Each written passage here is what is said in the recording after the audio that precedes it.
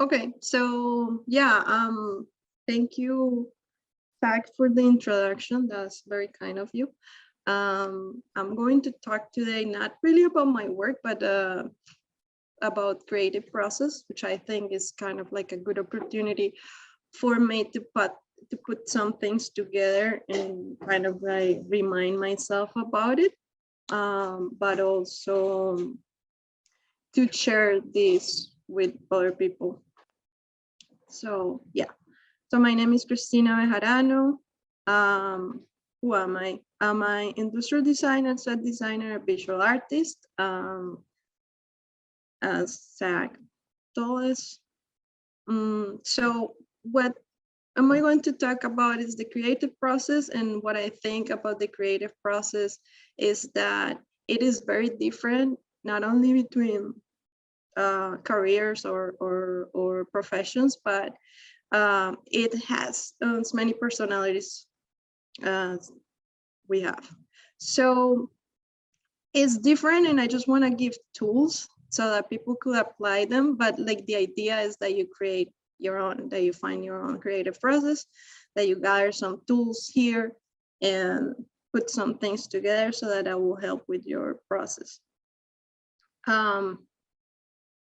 Yes, just talk about that. Sorry.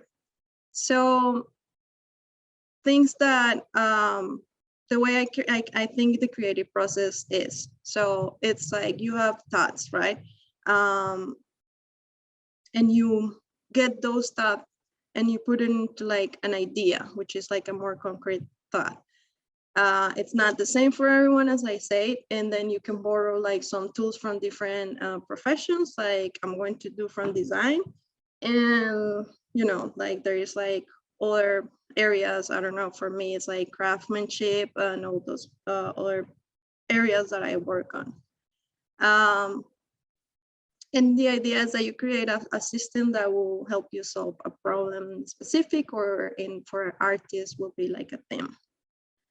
So I'm borrowing more from the design thinking process that comes from design, from industrial design and graphic design. Design for me is a mix of what art and when art and technology come together. So the design thinking process, as it's always talking about, you empathize, then you define what your problem is, then you create some ideas that calls ideation, then you work on them, and you begin to create stuff that is more materialized and that is more concrete to the area that you are working on. That is ideation or prototyping, and then you test those ideas.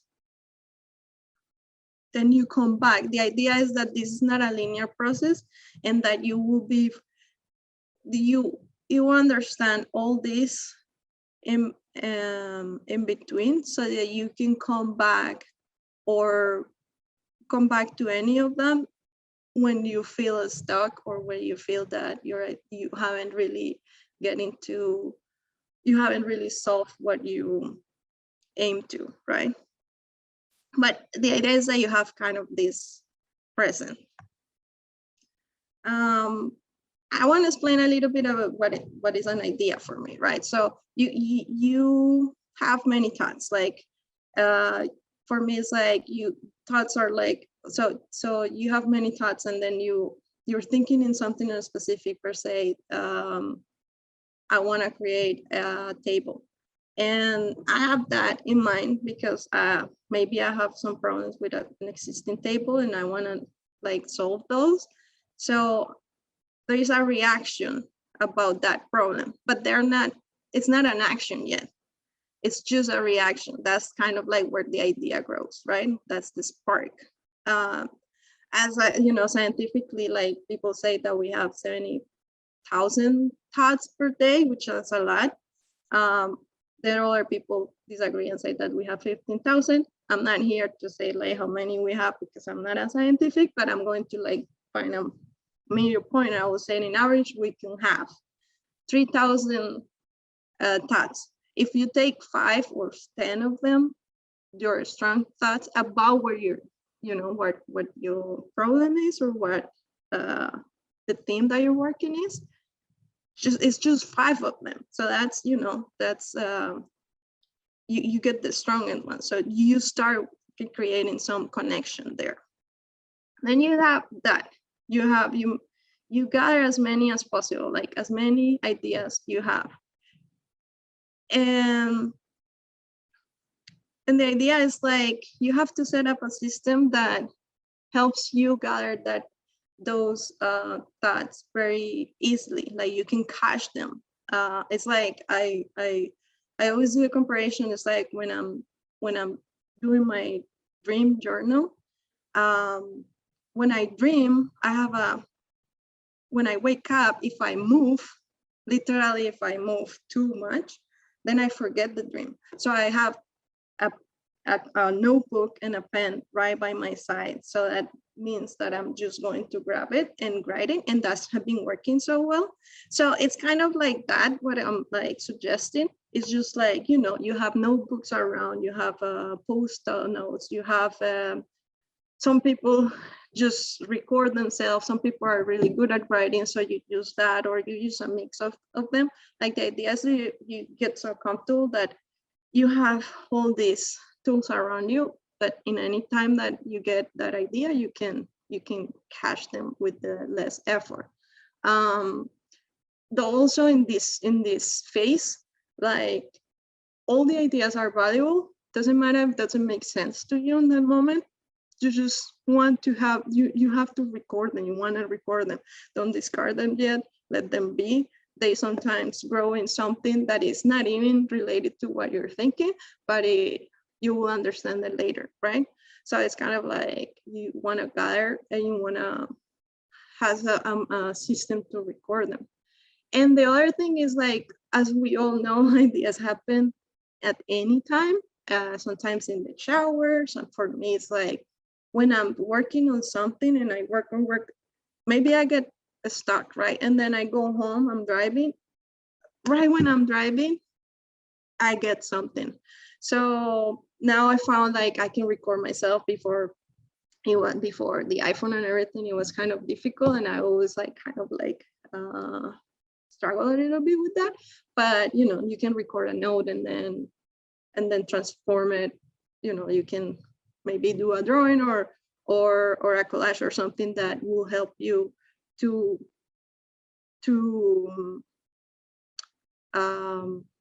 go further there, right? So these are some examples of the ways that you can do. There is not a formula for this. It's like, I think it's like, it could be a mix of things. It could be one thing. It's just like whatever it takes less effort. So we can see like here is just like, a 10 and a 3 for some reason. That two combinations said a lot, and then this word, and then it's like this person kind of like writes something that will explore that further. But he's just like, that person is just working on ideas. There is the the journal or notebook, classic. There is also the use of post notes, and it's very simple. What I want to point out of this is like, you don't have to be a perfect drawer. You just need to know, to understand what you're putting there. It's for you. It's not for anyone else. And that's like also a key important aspect, is for you. So as long as these make sense for you, it's good because it's fast. It's not pretentious. You're just putting ideas, right? The idea is like you take those out of your mind. There is like also a whiteboard. Some people put whiteboards around them. And then it's a combination of things. Writing on other paper. This is also another example of post notes.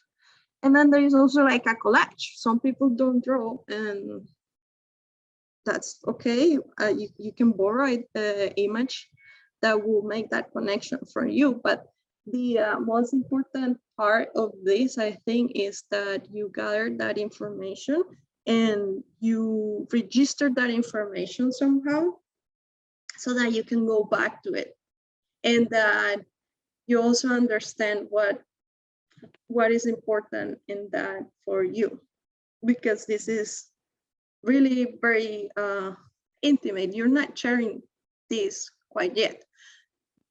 Then you can start sharing if you feel comfortable. But I feel like in the first phase, for me, it's like, this is for me. Then you do some research. I usually that's what I'm like saying, this is my system and that's how I adapt the design system, because what they teach us at school is like, you do research, market research or something first, like you empathize, you understand the problem, then you do research. For me, I prefer to kind of like jump into ideas that problem or that theme kind of inspire me, and inspire about my life and the world around. And then when I have some sparkling ideas, I go and do research. Because if I go the opposite, if I do research first, I get stuck in like unknown solutions, and I feel like I don't really go further. So I kind of do the research after that.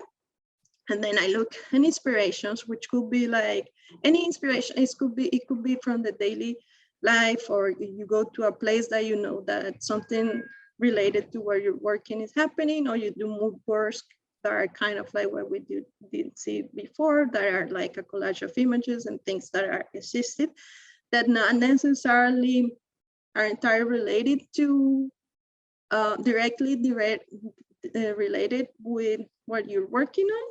But I don't know, maybe it's a shape, maybe it's a color, maybe it's a feeling, maybe it's emotion.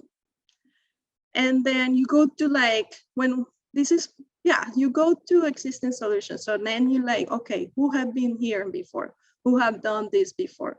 Because I mean, 99% of the time, people have already like thought about where you're working or done or try to solve that problem, and that's okay. But we kind of need to know what were their approach, so that we know we can borrow things or we can do things differently, and adapt and do something that will make sense for us, right? That will solve that solution for us. And again, you need to document this and keep track and record of your research. And also you have to like understand like really what was important in that part. Like when we do mood boards, for example, it's not only that you collect, you do a collage of images and that's it. You kind of need to like make notes or somehow highlight that part of that research that is relevant to your idea. This is an example. For example, it's a notebook, but this person is borrowing from different areas, but we can see their notes. This is a mood board as well, but then you need to kind of like really emphasize what you were pointing out there, what is important. Then the other phase of that is a prototype, ideation, and that's when you kind of like materialize this. So the idea is that you start with a very easy and very cheap way to do things. So it could be like, for industrial designers, usually it's like paper or cardboard, like things that are fast, that are cheap, and that are very effortless. So you don't get attached to those ideas. It's the same of like when you're trying to put your thoughts on paper, but now you're doing it in a 3D matter, right? You're materializing a little bit more, and you still need that speed. You need to be fast. You need to be like no friction from the action, the intention to the action, right? So that's where we like work on low res prototyping. Then when you go a little bit forward, the idea is that you take these prototypes in like all these phases. So in this phase that is like the low res, you kind of like now you can share this with people. Also the low res could be drawings. Doesn't necessarily have to be 2D, but are things that are more specific, like you're discovering things now. Like it's not like you're working a little bit more on some aspect of it, or you're trying to make sense of those ideas that before were kind of like very abstract. Now you're making sense of that, right? So now it's time for you to communicate. Like you need other eyes, you need other minds. Usually it's good to just have random people to see it if but again it depends on the situation too, but like when you when you can explain something or someone can have a reaction about something that is not they don't have priority knowledge, that's like really nice because you can see better what works and what don't work, right? And you can understand also some things that some people are trained to see, so they can, even if like you're trying to do something and we know it's a low rest, we can kind of like, if I'm looking a designer, industrial designer work, for example, it could be for me easier to understand their intention.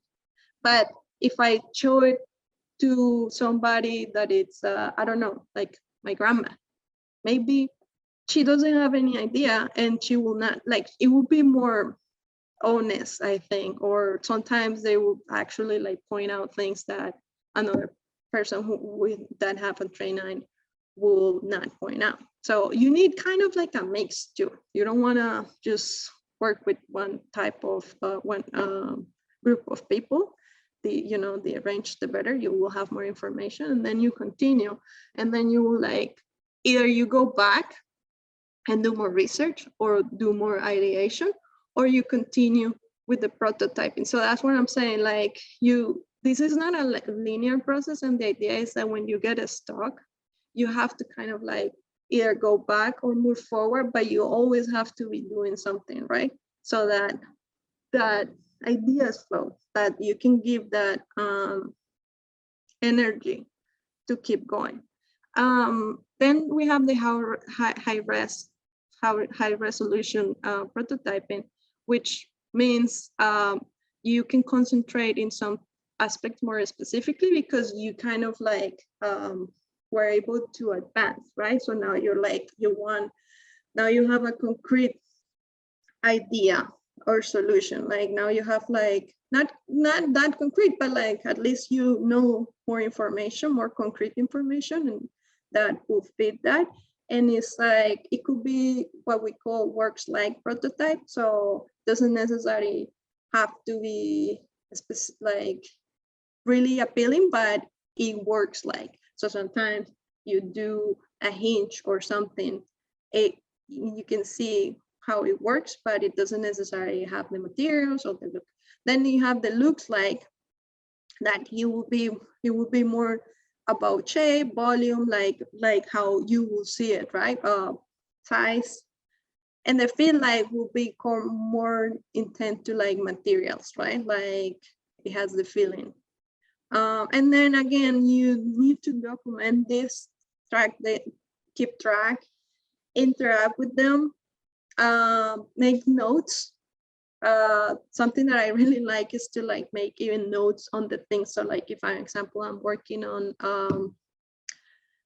again, I'm going to say a table, which is easier, and I don't like, or I think I could do this better, then I make actually a note on the thing, and then I take pictures of that, or you can take pictures of that and write on top of it. And again, like, you can do a mix of stuff. These are some examples of that. This is, for example, a low res. So we do it with cheap materials. We do it with things that are around, things that also you don't care. They don't have that much of value. They're probably recycled materials and stuff like that. And the idea is that you can just get rid of them if you don't like it. But the idea is that you're not that emotional attached because you didn't spend that much of time. I'm going to speed it up a little bit because I think I'm behind time. All things like this. So this is like a cardboard and string, but they're working on the movement and how it's going to work, right? This is classic. This is for like apps, and it's just a piece of paper. You can write. You have as many, so it doesn't have any value. You don't get any like attachment when you do things. You tend to like take care of them, and they probably don't work. So you need to rip them and do something else. So that's the idea behind it. Here are like a more high res resolution, and here is like, you know, it looks like, it works like, looks like, and here is like feel like. This is like working like. So this is like the traditional. This is a very known Diaxon vacuum, and this is a prototype, and you can see how it starts. This is probably a little more in the high resolution, but it's a process, right? You have many phases in between. It's like just a process that you're getting closer and closer onto what you're really happy. This is also another prototyping that is high end. And then, yeah, I'm just getting into my conclusions here. So the idea for me is that you gather as much as tools as possible, and you can borrow those from any discipline. The need of creating your own process, whatever works for your creative process, but you need to have a system that will hold your work when you are stuck. And it's like, mostly is when you're stuck. That's when you really like, if you have that system is going to hold you, because you can go back, but you keep moving. You have to trust that process and that system that is in. If you're in between there, wherever you are, or if you go back, things are going to happen. So, yep, thank you very much. And that's it. Cristina, thank you so much for just talking us through your creative process. I have so many questions, but just to start with some of them. Yeah. Right. You talked about like research after ideas, right? As opposed to before. And I'm just wondering, that's like, my personal approach, right? Like that's right. something I found that it was better for me to do. And I'm wondering, like, at what point do you determine this idea is worth researching? Or at what point do you determine now is the time to start my research? So I think it's about timing, like more about, first of all, it's like deadlines always. For designers, the good thing, I think the difference between artists and designers is that we have constrictions and time limit. So that help us to move, like we need to move quick, right? We cannot fall in love with things so much. And when I'm doing art, there are art projects or design projects, that's the big difference, because like you're so free in the art that it takes like, you can be there forever. So it's, you need to start learning how to time that, and that depends on like what is the purpose of your work, right?